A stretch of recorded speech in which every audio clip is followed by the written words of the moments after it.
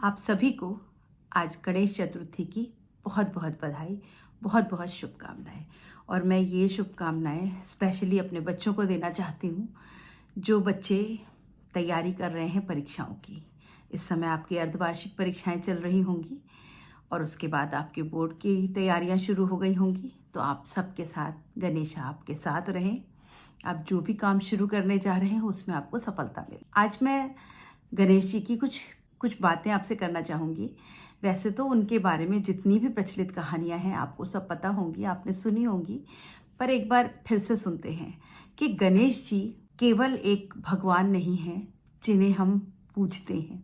गणेश अपने आप में एक कंप्लीट आध्यात्म है। उनका जो स्वरूप है, जिसकी हम पूजा करते हैं, अर्चना करते हैं, जिसको हम मूर्ति रूप में अपने घर लेकर आते हैं, वो उनके एक एक अंग में हमको एक एक शिक्षा मिलती है कि उनका रूप कैसे बना। गणेश को हम विघ्न विनाशक कहते हैं, सिद्धिदाता कहते हैं, उनको हम सुख करता कहते हैं, दुख हरता कहते हैं।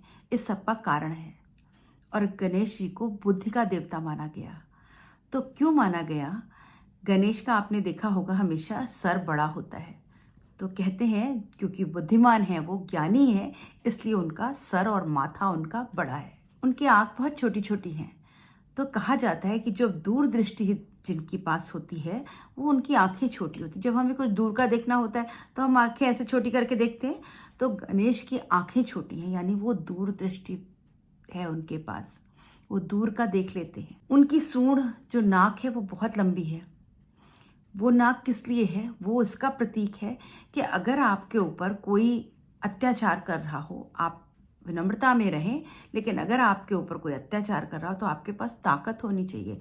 हाथी की सूंड जो है वो सबसे बड़ा ताकतवर उसका अंग होता है। वो उससे पकड़ करके बड़े से बड़ा पेड़, गाड़ियां पलट देता है।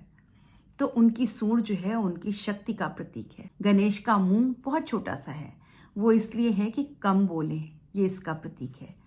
छोटा मुंह यानी बातें कम, बोलना कम है, सुनना ज़्यादा है। गणेश के कान लंबे लंबे बड़े बड़े कान हैं, यानी आप सब कुछ सुनिए, सब कुछ ग्रहण करिए, लेकिन कचरा ग्रहण नहीं करना है। उनके सूप के शेप में है, वो सूप के आकार के हैं। सूप का काम क्या होता है? उसको जब हम ऐसे करते हैं तो कचरा बाहर निकल जाता है और अच्छा अच्छा रह जाता है।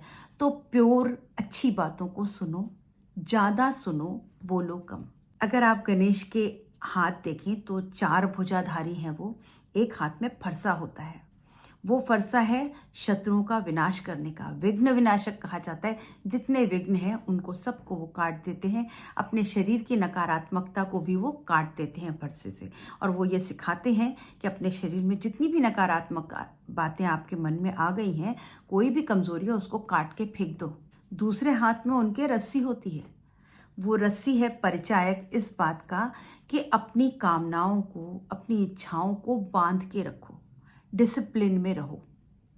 अगर अच्छे ज्ञानी बनना है तो डिसिप्लिन पहली शर्त होती है। तो गणेश जी के हाथ की रस्सी कामनाओं को बांधने के लिए है। तीसरा हाथ उनका आशीर्वाद मुद्रा में होता है। आशीर्वाद मतलब देना सीखो। हमेशा मांगना नहीं है, देना सीखो। किसी को भी आप कुछ भी दे सकते हो तो दें। आशीर्वाद ही दे सकते हो तो वो दें। हमेशा दूसरों का भला सोचें। चौथे हाथ में मोदक यानी लड्डू होता है। लड्डू क्या है? जो कुछ भी हम कर्म करते हैं उसका फल मिलता है, और फल हमेशा, मेहनत का फल हमेशा मीठा होता है। तो वो जो लड्डू है, मोदक है, वो मीठा फल है हमारे परिश्रम का। तो गणेश के हाथ में हमेशा लड्डू होता है। लेकिन आपने कभी गणेश के लड्डू खाते नहीं देखा होगा, हमेशा उनके हाथ में रहता है। यानी जो मेहनत का फल है वो मीठा है, लेकिन उसको खा करके अपने अंदर अभिमान नहीं लाना, उसको हाथ में रखिए, उसको सहेजिए। आपके ने जो मेहनत करी उसके फल को सहेज के रखिए, लेकिन उसका अभिमान मत करिए, क्योंकि आपने अभिमान किया और आपके सारे अच्छे गुण खत्म। गणेश का पेट खूब मोटा सा होता है। किसी भी भगवान का पेट इतना मोटा नहीं देखा होगा आपने, लेकिन गणेश का पेट मोटा है। मोटे पेट का क्या सिग्निफिकेंस है कि सब कुछ जितना भी आपने सुना, ग्रहण किया, उस सबको पेट में रखो। छिछले मत बनो, किसी को सब बातें बताने की जरूरत नहीं, अपने पेट में रखो। एक्सेप्टेंस होनी चाहिए। जो कुछ है, जैसा है, अच्छा है, बुरा है, खराब है, अपने अंदर रखो, उसको एक्सेप्ट करो। जो जैसा है उसको वैसा स्वीकार करो और अपने अंदर रखो, बताओ मत दुनिया को। उसके बाद आपने देखा होगा गणेश जी के पास 2 दांत हैं, जिसमें से एक टूटा है, एक ठीक है। उनको एक दंत कहा जाता है। एक दंत का मतलब है, वो इसका परिचायक है कि सब बराबर हैं।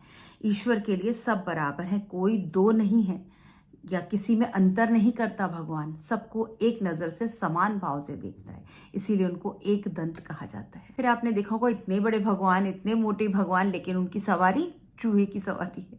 और चूहा छोटा सा जानवर होता है, लेकिन वो उनकी सवारी है। चूहा यहाँ परिचायक है हमारी कामनाओं का, हमारी इंद्रियों का। हमारी इंद्रियां कैसी हैं? वक्त बेवक्त हमको परेशान करती रहती। ये ले लूँ, ये देखूँ, ये सुनूँ, ये बोलूँ, ये खाऊँ, ये छूँ। ये सारी हमारी कामनाएं हैं, इच्छाएं हैं, हमारी इंद्रियां हैं। ये कहीं से भी घुस जाती है। जैसे चूहा छोटे से छेद में से आ जाता है, वैसे ही हमारी कामनाएं, हमारी इच्छाएं हमें हर समय कहीं से भी घुसकर हमें परेशान करती रहती और हमारे दुखों का कारण बनती है हमारी इच्छाएं, हमारी कामनाएं। तो हमें क्या करना पड़ता है? अपनी कामनाओं को नियंत्रण में करना पड़ता है, कुचल करके उसके ऊपर बैठ जाना पड़ता है, तब हम शांत रह पाते हैं।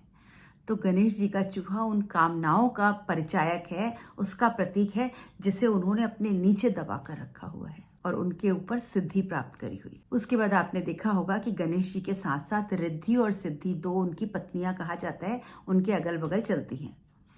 तो जब इतना कुछ अपने अंदर समाहित कर लिया उन्होंने, तो क्या होगा? रिद्धि भी मिलेगी और सिद्धि भी मिलेगी।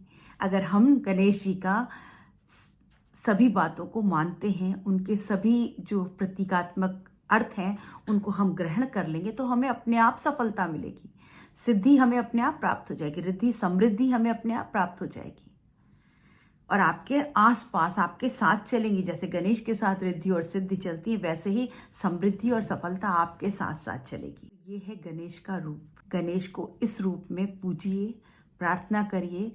उनकी पूजा केवल 3 दिन या 7 दिन नहीं करनी, उनके सभी शिक्षाओं को, उनकी सभी आदर्शों को हमें जीवन में उतारना होगा। तभी हम कह सकेंगे गणेशाय नमः।